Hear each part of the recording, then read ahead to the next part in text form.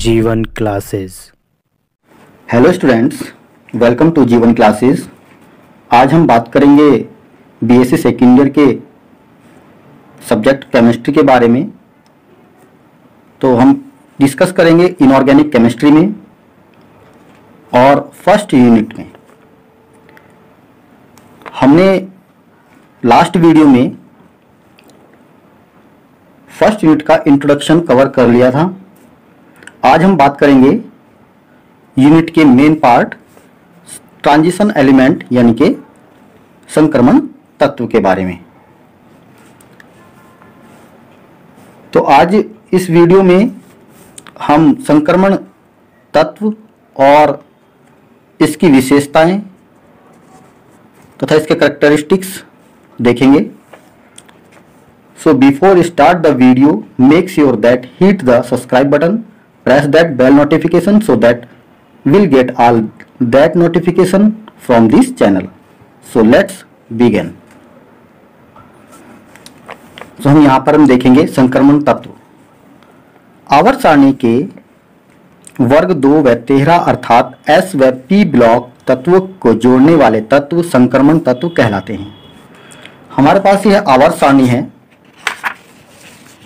अब ये जो आवर्त सारणी है, यहाँ पर जो है ये S ब्लॉक एलिमेंट है और ये P ब्लॉक एलिमेंट है, यहाँ से यहाँ तक। तो यहाँ पर लिखा हुआ है आवर्त सारणी के वर्ग 2 व 13 अर्थात S व P ब्लॉक के तत्वों को जोड़ने वाले तत्व, यानी कि यहाँ पर जो सेकेंड हमारे पास ग्रुप है और 13 ग्रुप, इन दोनों के बीच में जो जितने भी ग्रुप आते हैं, यानी कि S ब्लॉक और P ब्लॉक के एलिमेंट्स को तत्वों को जोड़ने के लिए जो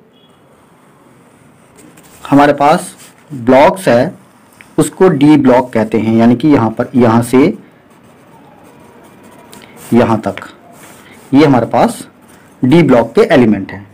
अब D ब्लॉक्स के जो एलिमेंट्स हैं उन्हीं को बोलते हैं संक्रमण तत्व यानी कि ट्रांजिशन एलिमेंट्स। सो यहाँ पर हम देख लेते हैं वे तत्व जिनके इलेक्ट्रॉनिक विन्यास यानी कि इलेक्ट्रॉनिक कॉन्फ़िगरेशन में भीतरी डी कक्षक, जो डी कक्षक होते हैं वे अपूर्ण रूप से भरे हुए होते हैं, यानी कि वे पूर्ण रूप से भरे हुए नहीं होते, अपूर्ण रूप से भरे हुए होते हैं, तथा जिन तत्वों के परमाणु बंध बनाने में इन डी कक्षकों का उपयोग करते हों। यानी कि जो बंध, अगर हम किसी तत्व का दूसरे तत्व से रिएक्शन कराते हैं, यानी कि बंध बनाने में हम पार्टिसिपेट कराते हैं, तो पार्टिसिपेशन कराते हैं, तो क्या होता है कि उसके जो आउटर मोस्ट सेल होती है वहां के इलेक्ट्रॉन पार्टिसिपेट करते हैं। बट इसमें जो हमारे पास ट्रांजिशन एलिमेंट्स है, इसमें भी आउटर मोस्ट सेल के जितने भी इलेक्ट्रॉन्स होते हैं वो पार्टिसिपेट करते हैं बॉन्ड बनाने में। इसलिए यहाँ पर जो आउटर मोस्ट सेल होती है वो होती है डी, और डी ब्लॉक, डी ऑर्बिटल के जितने भी इलेक्ट्रॉन होते हैं वह बॉन्ड बनाने में पार्टिसिपेशन होता है, उनका पार्टिसिपेट करते हैं। तो ये जो डी ब्लॉक के तत्व यानी कि जो हमारे पास डी कक्षकों का उपयोग करते हैं बंध बनाने के लिए, वही क्या कहलाते हैं, डी ब्लॉक के तत्व कहलाते हैं। और डी ब्लॉक के तत्व को ही क्या कहा गया, संक्रमण तत्व कहा गया। संक्रमण तत्व की इस परिभाषा के अनुसार, अगर हम संक्रमण तत्व की यह परिभाषा देखें कि जो यहाँ पर दी हुई है, वे तत्व जिनके इलेक्ट्रॉनिक विन्यास में भीतरी डी कक्षक अपूर्ण रूप से भरे हुए हों तथा जिन तत्वों के परमाणु बंध बनाने में इन डी कक्षकों का उपयोग करते हों, डी ब्लॉक के तत्व अर्थात संक्रमण तत्व कहलाते हैं। अगर हम इस परिभाषा के अनुसार देखें तो यहाँ पर जो जिंक होता है, जिंक का इलेक्ट्रॉनिक कॉन्फ़िगरेशन होता है 3d10 4s2। तो ये जो जिंक है इसको संक्रमण तत्वों में शामिल नहीं किया जा सकता, क्योंकि वर्तमान में अभी तक ऐसा कोई भी साल्ट ज्ञात नहीं है जिसमें 3d कक्षक के इलेक्ट्रॉन का कोई योगदान हुआ हो। इसलिए जिंक को संक्रमण तत्वों में शामिल नहीं किया गया। डियर स्टूडेंट्स, यहां पर एक क्वेश्चन बनता है कि संक्रमण तत्वों में जिंक को संक्रमण तत्वों में शामिल नहीं किया जा सकता। क्यों? क्योंकि वर्तमान समय में ऐसा कोई सा भी साल्ट ज्ञात नहीं है जिसमें डी कक्षक के इलेक्ट्रॉन का कोई योगदान हो। इसका आंसर यह होगा। ठीक है, तो आगे बढ़ते हैं। संक्रमण तत्वों को डी ब्लॉक के तत्व कहते हैं। जो संक्रमण तत्व होते हैं वो डी ब्लॉक के तत्व कहलाते हैं और डी ब्लॉक के तत्व ये हैं। हम यहाँ पर देख सकते हैं स्कैंडियम से लेकर जिंक तक ये होते हैं फर्स्ट श्रेणी, यानी कि ये फोर्थ पीरियड में आता है। ये जो होते हैं इधर ये वाले जो होंगे ये पीरियड होंगे, और ये जो होते हैं कॉलम होते हैं, ग्रुप होते हैं। तो ये होता है, ये यहाँ पर है पहला पीरियड, ये दूसरा पीरियड, ये तीसरा, ये चौथा। तो यहाँ से चौथा पीरियड से स्टार्ट होते हैं, जो चौथा पीरियड होता है, आवर्त होता है, वहाँ से स्टार्ट होते हैं ये scandium, titanium, vanadium, chromium, manganese, iron, cobalt, nickel, copper, zinc. ये हमारे पास डी ब्लॉक के तत्व हैं। जो सेकंड हमारे पास आवर्त है, फिफ्थ आवर्त, यहाँ पर जो डी ब्लॉक के जो एलिमेंट होते हैं, यहाँ से यट्रियम 39 से लेकर कैडमियम 48 तक।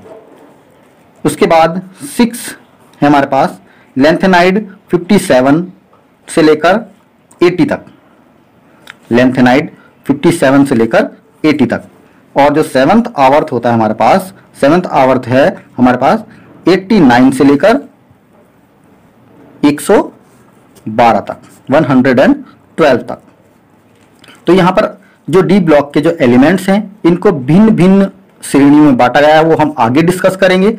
सो पहले हम इसके छोटे कैरेक्टरिस्टिक्स देख लेते हैं। तो यहाँ पर हम देखेंगे कि संक्रमण तत्वों को डी ब्लॉक के तत्व भी कहा जाता है।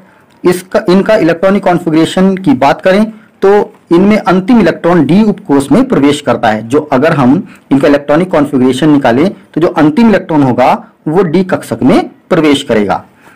संक्रमण तत्वों की 4 श्रेणियां होती हैं, जैसे मैंने अभी पहले भी बताया है कि जो संक्रमण तत्व होते हैं, डी ब्लॉक के तत्व होते हैं, उनमें श्रेणियां होती हैं।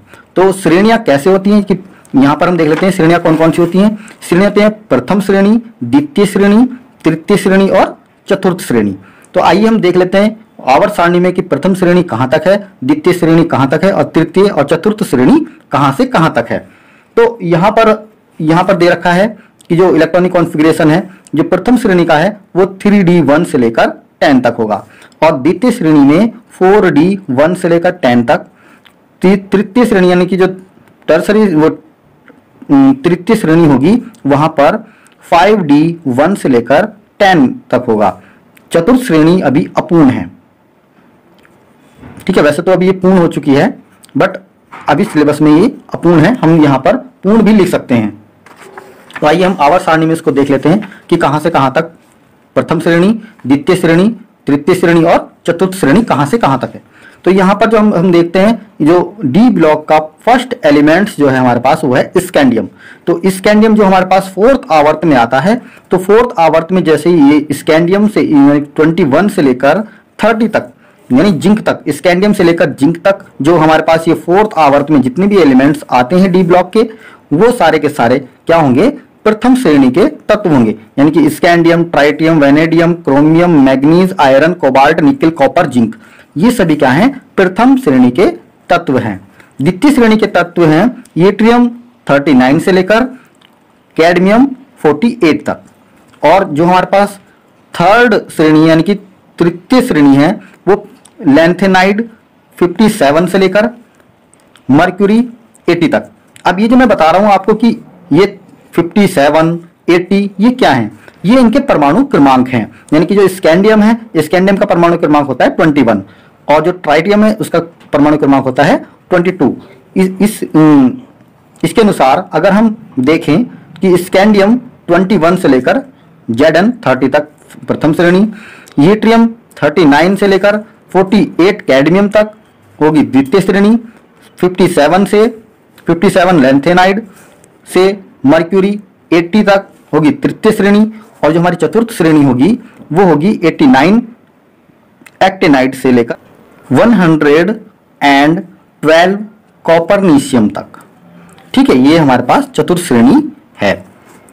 तो आइए देख लेते हैं यहाँ पर कि जो चतुर्थ श्रेणी यहाँ पर लिख रखा है अपूर्ण, ठीक है, तो हम इसको पूर्ण भी लिख सकते हैं, क्योंकि मैंने जो अभी आपको पीरियोडिक टेबल दिखाई है उसमें लगभग ये जो है ये पूर्ण हो चुकी है यहां तक। तो आगे देख लेते हैं यहां पर, देखिए हमने यहां पर इसमें इसको ड्रॉ भी किया है नोट्स में। ये डी ब्लॉक एलिमेंट्स हैं सारे, और प्रथम जो श्रेणी है वो 3D1 से लेकर 10 तक ये वाली श्रेणी हो गई, यानी कि जो स्कैंडियम से लेकर जिंक तक, ठीक है। और जो हमारे पास सेकंड श्रेणी होगी, यानी कि जो हमारे पास द्वितीय श्रेणी होगी वो यट्रियम 39 से लेकर कैडमियम 48 तक होगी। और जो हमारे पास तृतीय श्रेणी होगी, तृतीय श्रेणी 5-1, जो तृतीय श्रेणी का इलेक्ट्रॉनिक कॉन्फ़िगरेशन होता है वो 5d1 से 10 तक होता है। ठीक है, तो ये होगा हमारे पास लैंथेनाइड 57, यानी कि लैंथेनाइड का जो एटॉमिक नंबर है वो 57 है। और कहाँ तक होगा? मरकरी तक। कहाँ तक होगा? मरकरी तक। और मरकरी का जो एटॉमिक नंबर होता है वो होता है 80। अब यहाँ से हमको दे रखा है कि जो एक्टेनाइड है, जो एक्टेनाइड है वो 89 से लेकर आगे यहाँ पर मेंशन नहीं किया गया है। तो आगे हम मेंशन कर लेंगे कि यहाँ पर जो है 58, जो हमारे पास 105 है, 105, तो ये हो गया हमारे पास डबनियम। क्या हो गया ये? डबनियम। और डबनियम को हम लिखते हैं डीबी यानी कि 105, और ये हो जाएगा हमारे पास डबनियम, DUBNIUM, डबनियम। और ये हमारे पास जो होगा, ये मैं आपको दिखा देता हूं पीरियोडिक टेबल में। ये हमारे पास डबनियम होगा। ठीक है, इसी तरीके से हमारे पास कॉपरनीशियम तक यहाँ पर 112 तक यहाँ पर कंप्लीट हो जाती है फोर्थ श्रेणी। ठीक है स्टूडेंट्स, अब यहाँ पर हम देख लेते हैं संक्रमण तत्वों के सामान्य अभिलाक्षणिक गुण, जनरल कैरेक्टरिस्टिक्स प्रॉपर्टीज। तो जनरल कैरेक्टरिस्टिक्स प्रॉपर्टीज ये हमारे सिलेबस में भी और वेरी वेरी इंपॉर्टेंट है। अगर हमने ये अच्छे से पढ़ लिया, यानी कि ये प्रॉपर्टी अच्छे से पढ़ ली, तो आगे जो जितनी भी यूनिट है हमारे पास वो सारी की सारी आसान हो जाएंगी। ठीक है, तो इसको हम ध्यान से पढ़ते हैं, अच्छे से पढ़ेंगे। तो पहला जो हमारे पास कैरेक्टरिस्टिक्स है उसको देख लेते हैं। इन तत्वों के आवर्त सारणी के सामान्य वर्गों की भांति लंबवत समानता से अधिक क्षैतिज समानता होती है। यानी कि इसमें जो लंबवत समानता, यानी कि अलग अलग वर्गों में, जैसे कि एस ब्लॉक के तत्व होते हैं उसमें क्या होती है? लंबवत समानता होती है। जबकि जो डी ब्लॉक के एलिमेंट्स होते हैं, जो संक्रमण तत्व होते हैं, उनमें क्षैतिज समानता ज्यादा पाई जाती है, अधिक पाई जाती है। अर्थात जो वर्ग 3 और 4 आदि के तत्वों में उतनी समानता नहीं होती जितनी प्रथम, द्वितीय, तृतीय आदि संक्रमण श्रेणियों में पाई जाती है। तो नेक्स्ट हम देख लेते हैं कैरेक्टरिस्टिक्स। ये सभी धात्विक तत्व यानी कि मेटेलिक एलिमेंट्स हैं। ये सभी के सभी क्या होते हैं? जो डी ब्लॉक के एलिमेंट्स होते हैं, संक्रमण तत्व होते हैं, ये सभी क्या होते हैं? मेटेलिक एलिमेंट्स होते हैं, यानी कि धातु होते हैं, जिनका धन विद्युतीय गुण यानी कि इलेक्ट्रो पॉजिटिव चार्ज सीमित टाइटेनियम से उत्कृष्ट कॉपर तक होता है। यानी कि जो हमारे पास होता है टाइटेनियम, यानी कि टाइटेनियम से लगाकर कॉपर तक होता है। ये जो टाइटेनियम दे रखा है ये हमारे पास ये फर्स्ट श्रेणी में के लिए दे रखा है, और जो हमारी यूनिट है वो फर्स्ट श्रेणी की है, यानी कि प्रथम श्रेणी के संक्रमण तत्वों का अध्ययन। तो हम यहाँ पर ज्यादातर बात करेंगे प्रथम श्रेणी के। अब जो सामान्य अभिलाक्षणिक गुण हम सेकंड श्रेणी में ही पढ़ेंगे, द्वितीय श्रेणी में, तृतीय यूनिट में ही पढ़ेंगे और चतुर्थ यूनिट में भी पढ़ेंगे। ठीक है, तो वैसे तो तृतीय यूनिट तक ही है, तो हम यहाँ पर देखेंगे कि प्रथम श्रेणी के संक्रमण तत्वों के अभिलाक्षणिक गुण। यहाँ पर हम ज्यादा से ज्यादा बातें करेंगे प्रथम श्रेणी के तत्वों के बारे में, क्योंकि जो हमारे पास ये जो फर्स्ट यूनिट है ये है प्रथम श्रेणी के संक्रमण तत्वों के अभिलाक्षणिक गुण, यानी कि इनका रसायन। नेक्स्ट कैरेक्टरिस्टिक्स देख लेते हैं। ये तत्व एक से अधिक ऑक्सीकरण संख्याएं प्रदर्शित करते हैं। ये तत्व जो हैं, ये जो डी ब्लॉक के एलिमेंट्स होते हैं, संक्रमण तत्व होते हैं, ये क्या होते हैं? एक से ज्यादा ऑक्सीकरण अवस्थाएं प्रदर्शित करते हैं, प्रकट करते हैं। ये उत्प्रेरकीय गुण यानी कैटालिटिक प्रॉपर्टीज दर्शाते हैं। यानी कि ये जो होते हैं ये उत्प्रेरकीय गुण दर्शाते हैं, ये कैटालिटिक प्रॉपर्टीज को शो करते हैं। ये अनुचुंबकीय गुण को प्रदर्शित करते हैं, ये रंगीन यौगिक बनाते हैं, ये संकुल आयन यानी कॉम्प्लेक्स आयंस तथा कई प्रकार की मिश्र धातुएं बनाते हैं, जैसे पित्तल, कांसा, टीन, स्टील, ये सभी क्या हैं? मिश्र धातुएं हैं। ये अंतराकाशीय यौगिक बनाते हैं।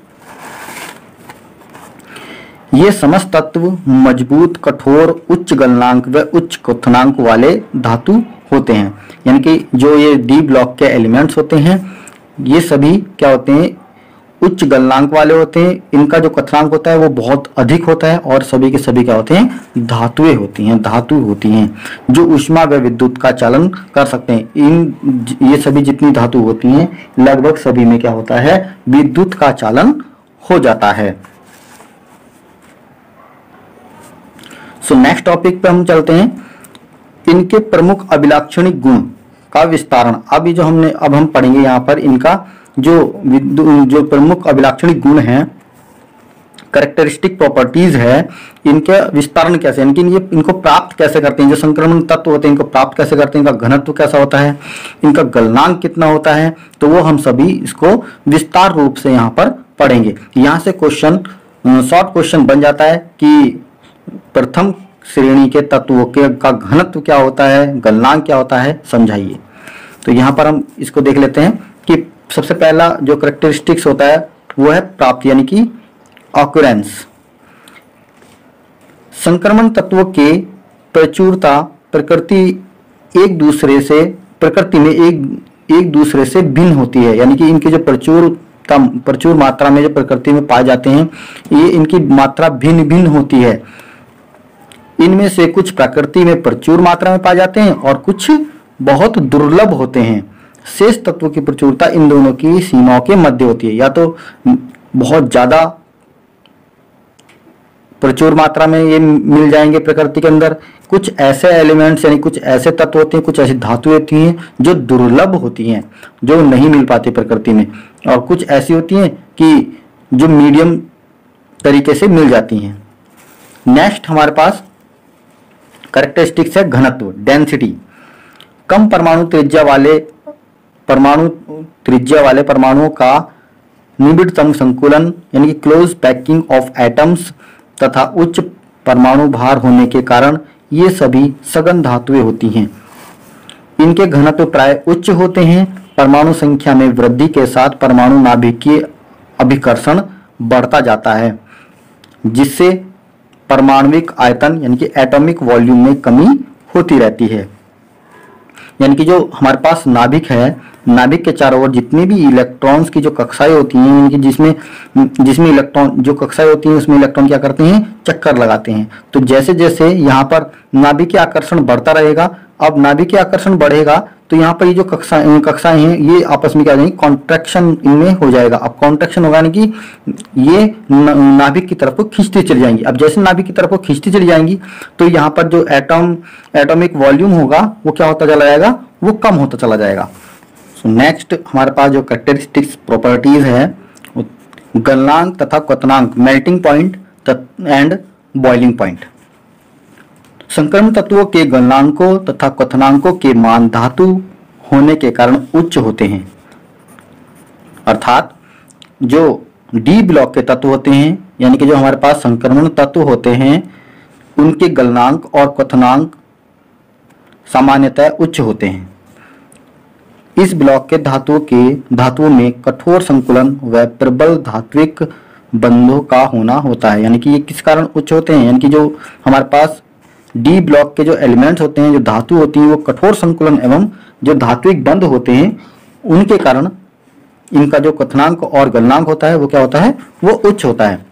प्रथम संक्रमण श्रेणी में बाएं से दाएं चलने पर गलनांक प्राय बढ़ता जाता है। यानी कि अगर हम बाएं से दाईं ओर जाएंगे संक्रमण श्रेणियों में तो वहां पर गलनांक बढ़ता चला जाएगा। नेक्स्ट हमारे पास जो है प्रॉपर्टीज, परमाणविक व आयनिक त्रिज्याएं यानी कि एटॉमिक एंड आयनिक रेडियाई। तो संक्रमण धातुओं के परमाणविक त्रिज्याओं के मान श्रेणी में बाएं से दाएं जाने पर अनियमित रूप से घटते जाते हैं। किसी आवर्त में बाएं से दाएं अगर हम जाएं तो तत्वों के नाभिकीय आवेश यानी न्यूक्लियर जो चार्ज होता है उसमें वृद्धि होती है और जो नाभिकीय आकर्षण बढ़ जाता है, जिसके कारण परमाणु त्रिज्याओं का मान घट जाता है। अगर हम किसी भी आवर्त में, जैसे कि हमारे पास ये आवर्त सारणी है, अगर हम यहाँ पर बाएं से दाएं ओर जाएंगे, जैसे कि यहाँ पर लिखा हुआ है, अगर हम बाएं से दाईं ओर जाते हैं तो जैसे कि हम यहाँ पर स्कैंडियम से, सपोज दैट हमारे पास ये, अगर हम ये फर्स्ट श्रेणी यानी प्रथम श्रेणी में हम चले हैं तो स्कैंडियम से जिंक की ओर अगर हम जाएंगे तो क्या होगा, तो इलेक्ट्रॉन कक्षाओं में बढ़ते चले जाएंगे। कक्षा तो नहीं बढ़ेगी बट कक्षा में इलेक्ट्रॉन बढ़ जाएंगे। अब इलेक्ट्रॉन के बढ़ने पर क्या होगा, जो नाभिक के न्यूक्लियर चार्ज होगा उसमें क्या हो जाएगी, वृद्धि हो जाएगी। अब जैसे ही न्यूक्लियर चार्ज में वृद्धि होगी, वृद्धि होने के साथ साथ क्या होगा, परमाणु त्रिज्याओं की जो वैल्यू होगी, यानी कि जो परमाणु त्रिज्याएं होंगी वो कॉन्ट्रैक्शन, उनमें कॉन्ट्रैक्शन आता चला जाएगा, यानी कि सिकुड़ती चली जाएंगी। अब जैसे ही सिकुड़ जाएंगी तो ये क्या हो जाएगी, यहाँ पर आयनिक जो त्रिज्याएं होती हैं यानी कि परमाणु त्रिज्याएं क्या होती हैं, वो कम हो जाएंगी, घटती चली जाएगी। अब यहाँ पर दे रखा है संक्रमण तत्वों में एक विशेष बात यह है कि इनमें इलेक्ट्रॉन भीतर यानी कि n-1d कक्षकों में भरे जाते हैं। जो नाभिक व्यवहार्यतम ns, जो n है, ns जो s ऑर्बिटल है, कक्षकों के मध्य में स्थित होता है, यानी कि ns यानी कि ns से पहले और 3d में इस भरे जाते हैं। ठीक है, 3d 4d 5d इस तरीके से इसमें इलेक्ट्रॉन फील्ड होते हैं, भरे जाते हैं। अतः ये नाभिक के आकर्षण को बाह्यतम इलेक्ट्रॉन तक पहुंचने नहीं देते। इसे परिरक्षण प्रभाव भी कहा जाता है, यानी कि शील्डिंग इफेक्ट कहा जाता है। नेक्स्ट प्रॉपर्टीज हम चलते हैं, आयनन ऊर्जाएं यानी कि आयनाइजेशन एनर्जीज। संक्रमण धातुएं एस ब्लॉक के तत्वों से कम और पी ब्लॉक के तत्वों से अधिक धन विद्युती होती हैं। अतः इनके आयनन विभव के मान इन दोनों वर्गों के मध्यवर्ती इंटरमीडिएट होते हैं। प्रभावी नाभिक के आवेश बढ़ने के कारण आयनन विभव के मान में वृद्धि होती है, जिसके कारण आयनन ऊर्जाएं क्या हो जाती हैं, इनकी एस ब्लॉक से क्या हो जाती हैं, कम और पी ब्लॉक से अधिक होती हैं। पी ब्लॉक के जितने भी तत्व हैं उनसे अधिक होती हैं आयनन ऊर्जाएं। n-1d कक्षकों में इलेक्ट्रॉनों की वृद्धि होने से यानी कि परिरक्षण प्रभाव के कारण आयनन विभव के मान में कमी आ जाती है। सो नेक्स्ट प्रॉपर्टीज है इलेक्ट्रोड विभव, इलेक्ट्रोड पोटेंशियल। तो यहाँ पर फर्स्ट पॉइंट है, संक्रमण धातुओं के मानक इलेक्ट्रोड विभव के मान अत्यंत कम होते हैं। कॉपर के अपवाद को, यानी कि जो कॉपर होता है वो एक अपवाद है, क्योंकि कॉपर के अपवाद को छोड़कर इन सब के मानक इलेक्ट्रोड विभव के मान माइनस यानी कि निगेटिव होंगे। अब यहाँ पर देख लेते हैं इसमें ये अपवाद क्या है। एक ये कॉपर, जैसे कि यहाँ पर कॉपर दे रखा है, यहाँ पर ये अपवाद दे रखा है, यहाँ पर होता है पॉजिटिव। बाकी सभी का जो इलेक्ट्रोड विभव यानी कि इलेक्ट्रोड पोटेंशियल होता है वो माइनस में होता है, जबकि जो कॉपर होता है वो एक अपवाद है जिसका जो कि इलेक्ट्रोड पोटेंशियल होता है वो प्लस 0.34 होता है। तो यहाँ पर दे रखा है M+2 एक्वा सॉल्यूशन +2 इलेक्ट्रॉन, यहाँ पर पूरा मेटल बन जाता है M4 मेटल। यहाँ पर अतः यहाँ पर देख लेते हैं कि यहाँ पर जो नोट लिखा हुआ है, यहाँ पर जो नोट लिखा है ये क्या कह रहा है कि कॉपर के अतिरिक्त समस्त धातु तनु अम्लों के साथ क्रिया करके हाइड्रोजन गैस मुक्त करते हैं। अब यहाँ पर जो है, अगर हमारे पास ये धातु है मेटल और यहाँ पर क्या बोल रहा है कि हाइड्रोजन गैस मुक्त करते हैं, यानी कि अगर हम हाइड्रोजन आयन यानी कि तनु अम्लों के साथ अगर हम रिएक्शन कराएं तो हमारे पास क्या मिल जाएगी, हाइड्रोजन गैस मिल जाएगी और ये आयन में कन्वर्ट हो जाएगा। तो हम यहाँ पर देख लेते हैं कि जो इलेक्ट्रोड विभव है ये vanadium, chromium, manganese, iron, cobalt, nickel, copper और जिंक का देख लेते हैं। यहाँ पर जो वैनेडियम है वो -1.20, क्रोमियम का है -0.91, मैग्नीज का है -1.18 और जो आयरन है उसका है -0.44 और जो कोबाल्ट है उसका इलेक्ट्रोड विभव है 0.28 और जो निकिल है उसका इलेक्ट्रॉन विभव है -0.25 और जो कॉपर है जो कि एक अपवाद है, इसका जो इलेक्ट्रॉन विभव होगा वो +0.34 होगा और जो जिंक है वो -0.76 है और इसमें जो ये अपवाद है ये है कॉपर का। ठीक है, तो नेक्स्ट हम प्रॉपर्टीज पे चलते हैं। ऋण विद्युतीयता, जो ऋण विद्युतता यानी इलेक्ट्रोनेगेटिविटी, संक्रमण धातुओं की विद्युत ऋणता प्राय कम होती है। जो विद्युत ऋणता होती है वो क्या होती है, कम होती है। श्रेणी में बाएं से दाएं चलने पर विद्युत ऋणता क्रमशः बढ़ती जाती है। अगर हम किसी भी आवर्त में हम किसी भी श्रेणी में हम बाएं से दाएं ओर चलेंगे, यानी कि स्कैंडियम, अगर हम प्रथम श्रेणी देखें तो स्कैंडियम से अगर हम जिंक की ओर जाएंगे तो विद्युत ऋणता क्रमशः बढ़ती जाती है। तो प्रथम व तृतीय श्रेणी के तत्वों की विद्युत ऋणता, जो ऋण विद्युतता का मान क्या होता है, क्रमशः निम्न होता है यानी कि कम होता है। सो नेक्स्ट पॉइंट देख लेते हैं हमारे पास चुंबकीय गुण। वेरी वेरी इंपॉर्टेंट है एग्जाम के पॉइंट ऑफ व्यू से, इसमें से क्वेश्चन बन जाता है कि प्रतिचुंबकत्व क्या होता है और बाएं से दाएं जाने पर प्रतिचुंबकत्व घटता है या बढ़ता है, चुंबकीय गुण घटता है या बढ़ता है, इस तरीके से क्वेश्चन बन जाता है। तो यहाँ पर हम देख लेते हैं संक्रमण तत्व व उनके यौगिकों के चुंबकीय व्यवहार का कारण इसमें विद्यमान अयुग्मित इलेक्ट्रॉन से होता है। अगर अयुग्मित इलेक्ट्रॉन ज्यादा है तो चुंबकीय गुण ज्यादा होगा, अगर कम है तो चुंबकीय गुण कम होगा। ये अयुग्मित इलेक्ट्रॉन अपने कक्षीय तथा चक्रण गति के कारण कुछ चुंबकीय आघूर्ण उत्पन्न करते हैं, जिससे ये चुंबकीय क्षेत्र में आकर्षित हो जाते हैं, यानी कि अट्रैक्ट हो जाते हैं। चुंबकीय क्षेत्र में संक्रमण धातु होती हैं वे उनके यौगिक कुल मिलाकर 5 प्रकार के चुंबकीय व्यवहार प्रदर्शित करते हैं। अब जो मैग्नेटिक बिहेवियर हैं वो 5 प्रकार के होते हैं। यहाँ पर जो संक्रमण तत्व होते हैं वो 5 प्रकार के मैग्नेटिक बिहेवियर प्रदर्शित करते हैं, यानी कि प्रकट करते हैं, शो करते हैं। अब वो 5 कौन कौन से हैं, तो सब नंबर 1 देख लेते हैं, प्रतिचुंबकत्व यानी कि डायमैग्नेटिज्म। अब डायमैग्नेटिज्म क्या होता है, जिन धातुओं के परमाणुओं अथवा आयनों में समस्त इलेक्ट्रॉन युग्मित होते हैं, यानी कि वे जोड़ेदार होते हैं, तो और एक भी इलेक्ट्रॉन अयुग्मित नहीं होता, वे प्रतिचुंबकीय अथवा प्रतिचुंबकत्व प्रदर्शित करते हैं। जैसे यानी कि for example scandium, titanium, zinc तथा कॉपर आयन प्रतिचुंबकीय पदार्थ हैं। इसी तरीके से यहाँ पर हम देख लेते हैं कि अनुचुंबकत्व क्या होता है, यानी कि पैरामैग्नेटिज्म क्या होता है। अभी हमने देखा प्रतिचुंबकत्व में क्या होता है कि वे धातुएं जिनके परमाणु अथवा आयनों में इलेक्ट्रॉन युग्मित होंगे, अयुग्मित एक भी इलेक्ट्रॉन नहीं होगा, वो सभी क्या दर्शाते हैं, वो प्रतिचुंबकत्व यानी कि डायमैग्नेटिज्म दर्शाते हैं। और अनुचुंबकत्व क्या कौन सा होता है, नंबर 2 पे दे रखा है अनुचुंबकत्व यानी पैरामैग्नेटिज्म। अब पैरामैग्नेटिज्म क्या होता है, यहाँ पर देख लेते हैं, इसकी परिभाषा यहाँ पर लिखी हुई है। जिन पदार्थों में अयुग्मित इलेक्ट्रॉन होते हैं, यानी कि जिन पदार्थों में अयुग्मित इलेक्ट्रॉन होते हैं वे अनुचुंबकत्व दर्शाते हैं, यानी कि पैरामैग्नेटिज्म दर्शाते हैं। ये पदार्थ चुंबकीय क्षेत्र की ओर आकर्षित होने लगते हैं।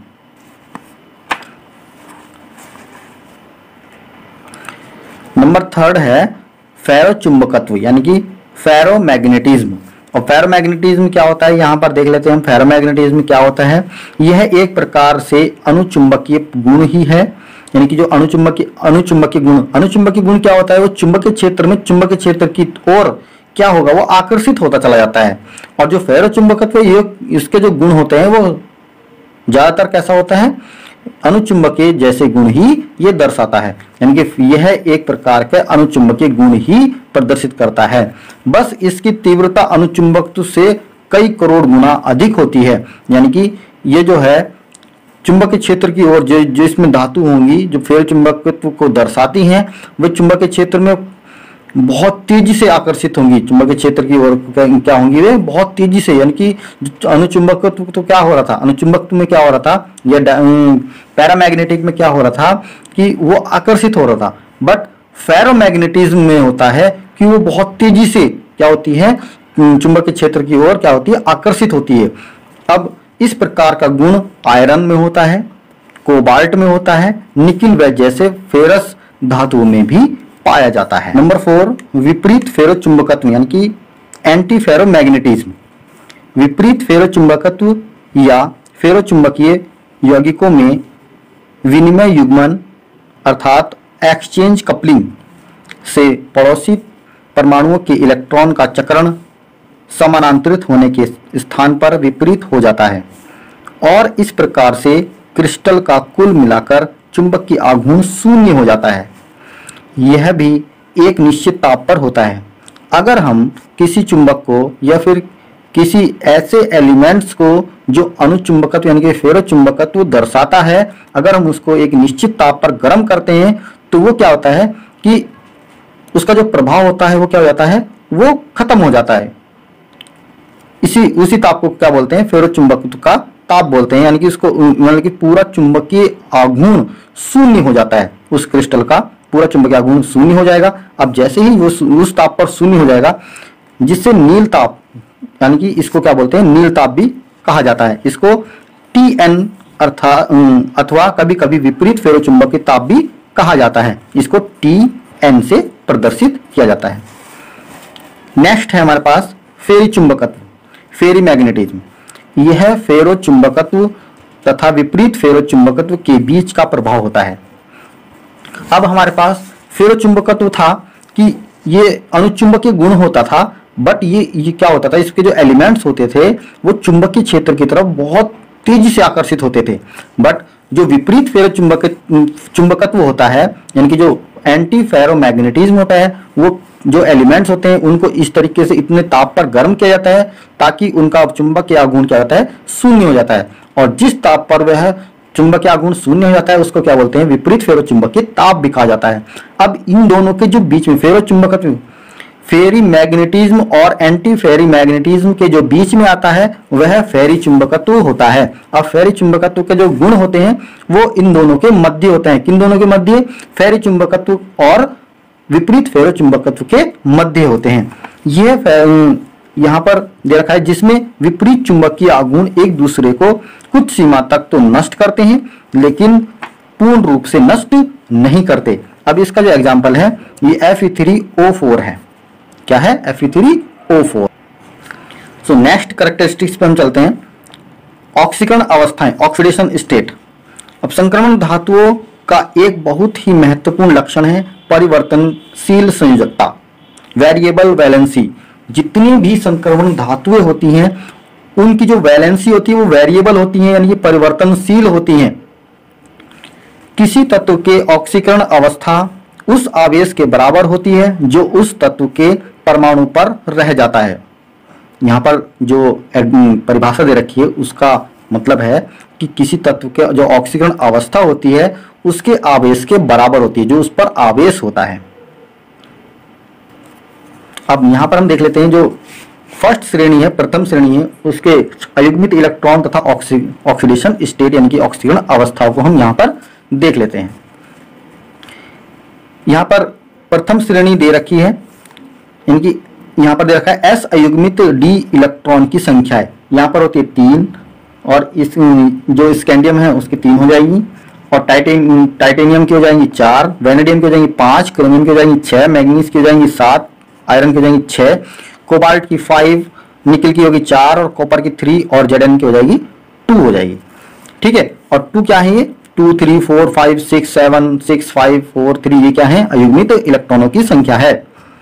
अब यहाँ पर इनकी ऑक्सीकरण अवस्थाएं देख लेते हैं। यहाँ पर मैंने ब्रैकेट में कुछ ब्रैकेट में शो किया है और कुछ ब्रैकेट में शो नहीं किया है। तो यहाँ पर पहले इसको पढ़ लेते हैं कि कोष्ठकों की संख्याएं असामान्य ऑक्सीकरण अवस्थाएं यानी कि एबनॉर्मल ऑक्सीडेशन स्टेट होती हैं।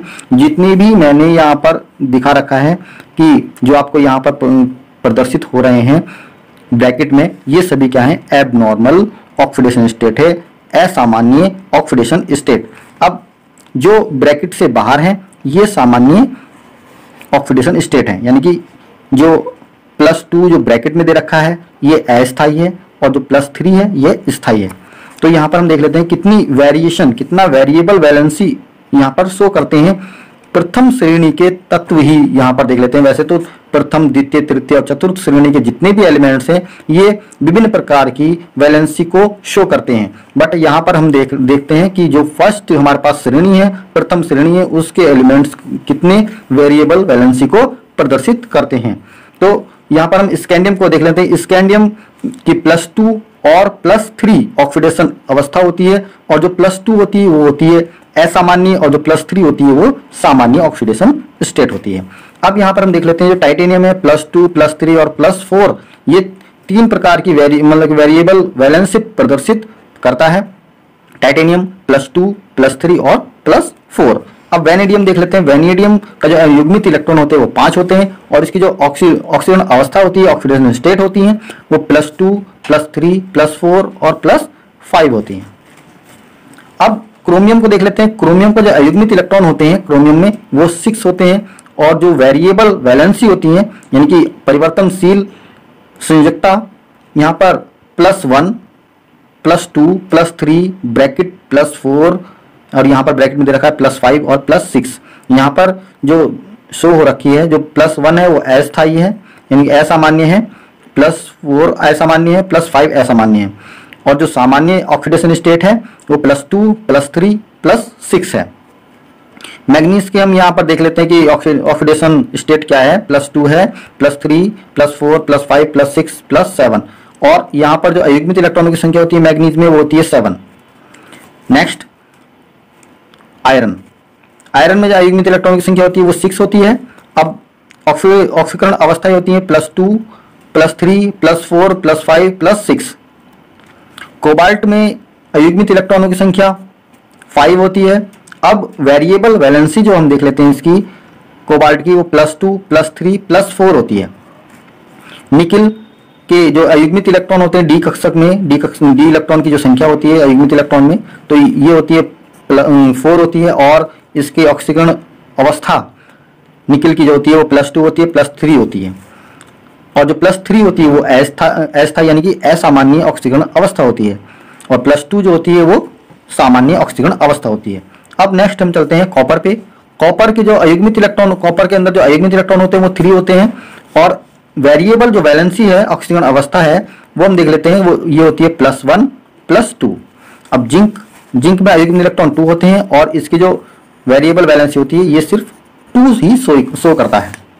अब यहाँ पर हम देख लेते हैं कि स्कैंडियम का इलेक्ट्रॉनिक कॉन्फ़िगरेशन 3d1 4s2 है, अतः 4s इलेक्ट्रॉन को बंध में प्रयुक्त करने पर इसकी ऑक्सीकरण अवस्था +2 हो जाती है, और जब यह बचे हुए कक्षक d इलेक्ट्रॉन को भी बंध में प्रयुक्त होते हैं यानी कि बंध में प्रयुक्त करता है, बंध बनाने में प्रयुक्त करता है, तो इसकी ऑक्सीकरण अवस्था क्या हो जाती है, +3 हो जाती है, और जो ऑक्सीकरण +3 अवस्था होती है वह सामान्य ऑक्सीकरण अवस्था कहलाती है।